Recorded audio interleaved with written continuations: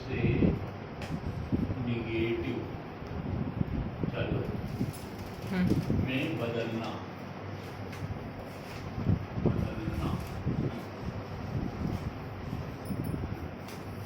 Affirmative sentence से negative में बदलना। किसी भी अफर्मेटिव सेंटेंस को निगेटिव में कैसे बदलेंगे? How to change a sentence from affirmative to into negative. Affirmative किसे कहते हैं? जिसमें किसी बात को स्वीकार किया जाता है, इसको बोलते हैं स्वीकारात्मक या सकारात्मक वाक्य। और निगेटिव माने होता है नकारात्मक वाक्य। तो हिंदी में जैसे वो घर जाता है तो निगेटिव उसका होता है वो घर नहीं जाता है, तो उसी प्रकार से अंग्रेजी में ट्रांसलेशन के नियम के हिसाब से किसी भी अफर्मेटिव सेंटेंस को हम निगेटिव में बदल सकते हैं। सामान्यतया सहायक क्रिया के आगे नॉट लगा करके, सहायक क्रिया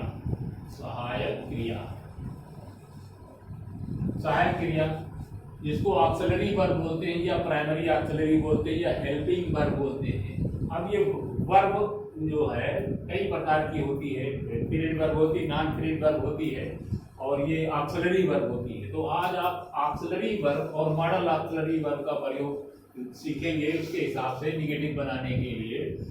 कि सहायक क्रिया जो is, am, are, was, were, सहायक क्रिया तीन है, बी, हैव और डू। ये सहायक क्रियाएं हैं। ये किसी ट्रांसलेशन में टेंस में इनका प्रयोग होता है और इनका मुख्य काम होता है कि मुख्य क्रिया की मदद करना। जो फिनिट वर्ब है, जो मूल क्रिया है, उसकी मदद करना। तो इज, इसका फॉर्म होता है is, am, are, was, were. और ये हैज, हैव, हैड, तो ये है auxiliary verb.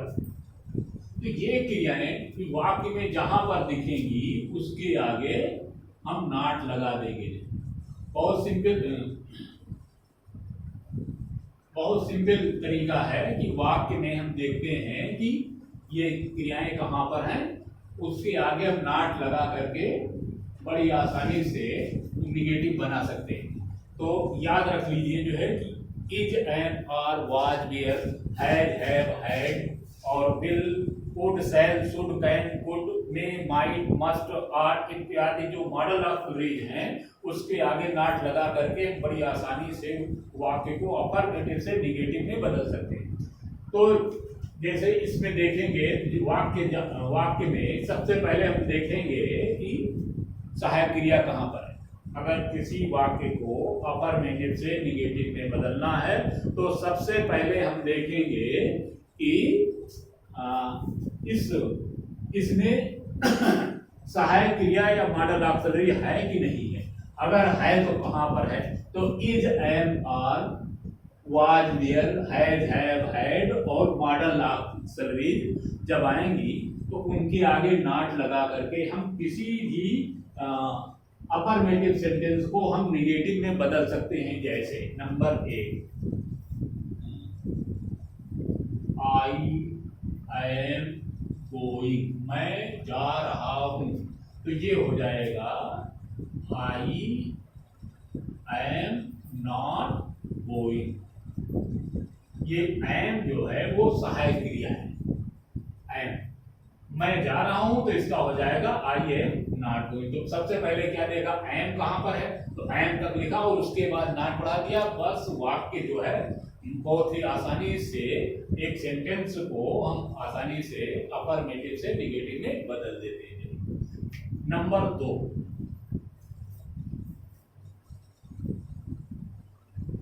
He had a book, उसके पास एक पुस्तक थी।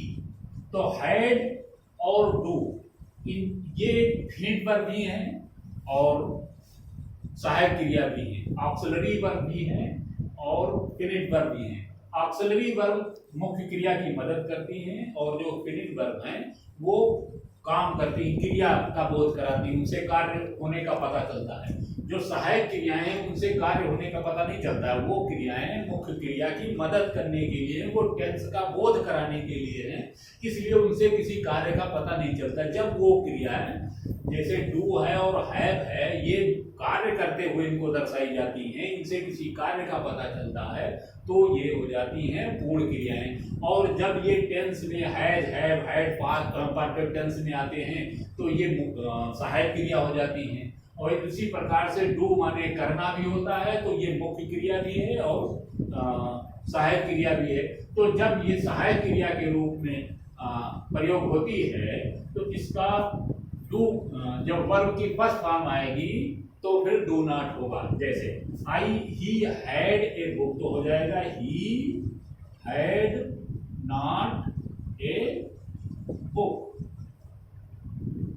ये दूसरी तरह से भी हो सकता है, he did not have a book।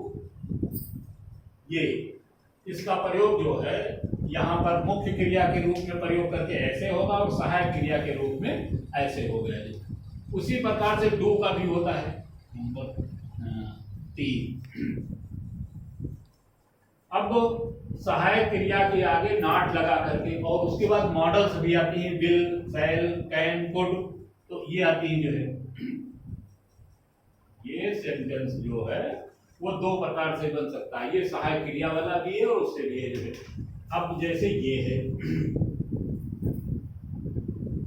I shell play, मैं खेलूंगा, बहुत छोटे छोटे वाक्य जिसे आसानी से समझ में आ जाए जो है।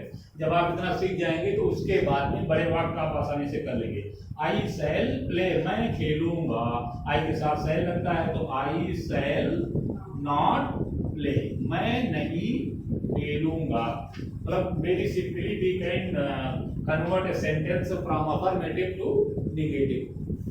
शैल के बाद नॉट लगा दिया, ये हो गया आई शैल नॉट प्ले, मैं नहीं खेलूंगा। अब इस प्रकार से नंबर 4, एक तो ये सहायक क्रिया हो गई, दूसरा जो है ये डू, डज, डिड, ये जब प्रेजेंट इंडेफिनिट टेंस और पास्ट इंडेफिनिट टेंस में वर्ब की फॉर्म आती है। वर्ब की फॉर्म प्रेजेंट इंडेफिनिट और पास्ट इंडेफिनिट। प्रेजेंट इंडेफिनिट और पास्ट इंडेफिनिट में कोई सहायक क्रिया नहीं होती है, इसमें सिर्फ होता है वर्ब की फॉर्म में देखना पड़ता है कि वर्ब की जो वर्ब है वो किस फॉर्म में है, वो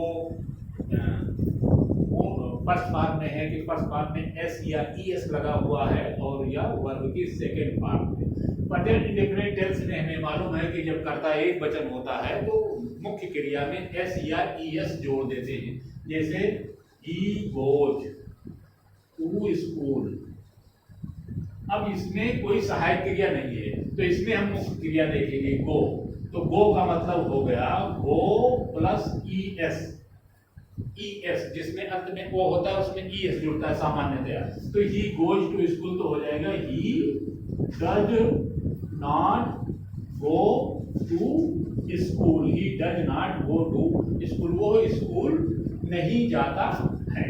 अब इसमें नियम है जो है कि डू, डज, डिड के बाद हमेशा वर्ब की फर्स्ट फॉर्म आती है। इंग्लिश में फार्मूला है do, does, did are always followed by first form of the verb. तो फर्स्ट फॉर्म इधर आ गया गो, यहाँ गोज था यहाँ हो गया गो, क्योंकि इसमें ईएस जो है ये डू में जुड़ गया।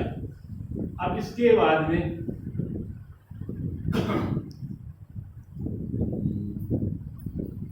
दे सिंग ए सॉन्ग, ये सेंटेंस है दे सिंग a song, they Singh a song. दे बहुवचन इसलिए वर्ब की फर्स्ट फॉर्म आई, तो फर्स्ट फॉर्म आई है तो डू नॉट लगेगा। They do not sing a song, sing a song, क्योंकि फर्स्ट फॉर्म सिंग इधर था तो फर्स्ट फॉर्म यही है, इसलिए इसमें कोई परिवर्तन नहीं हो। यही सिंग जो है यहाँ पर आके यहाँ डू नॉट लग गया। जैसे दे सिंग ए सॉन्ग वो गाना गाते हैं, they do not sing a song वो गाना नहीं गाते हैं।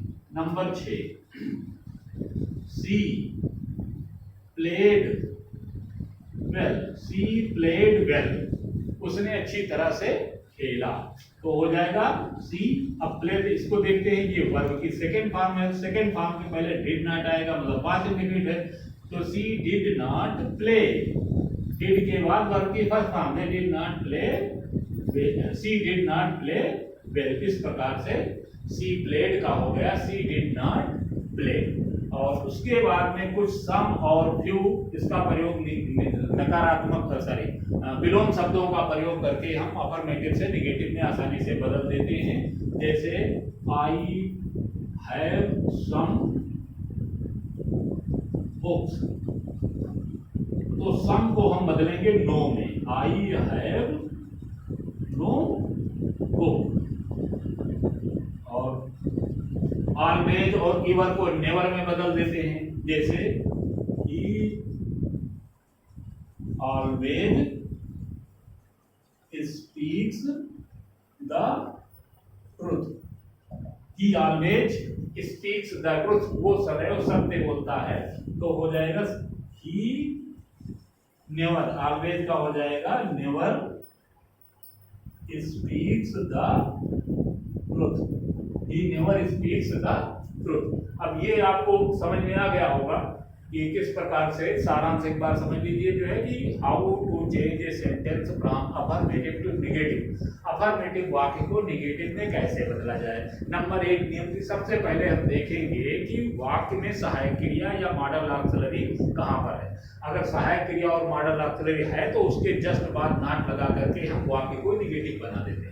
नंबर दो, जिसमें सहायक क्रिया और ये मॉडल ऑक्सिलरी नहीं है तो उसमें हम वर्ब की फॉर्म को देखते हैं। तो वर्ब की फॉर्म में जब वर्ब की फर्स्ट फॉर्म है तो डू नॉट लगाते हैं, वर्ब की फर्स्ट फॉर्म में एस या ईएस जुड़ा रहता है तो डज नॉट लगाते हैं, और सेकेंड फॉर्म है तो हम डिड नॉट लगाते हैं, और अंत में वर्ब की फर्स्ट फॉर्म लिखते हैं।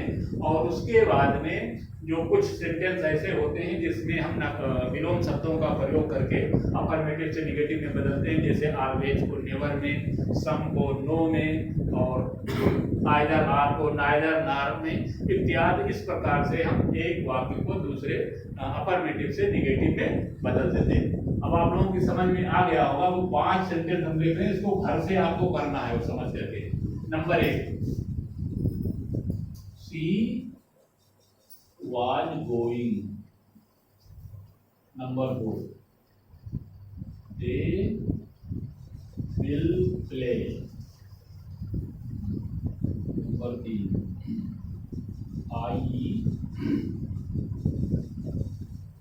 have gone to school. I have gone to school. Number 4,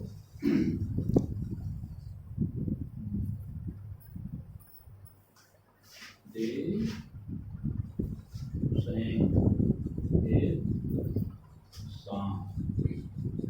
Number 5, you bought, you bought a book. इस प्रकार से ये 5 वाक्य जो है घर से आपको होमवर्क में करके लाना है। आज की कक्षा समाप्त हुई। Thank you.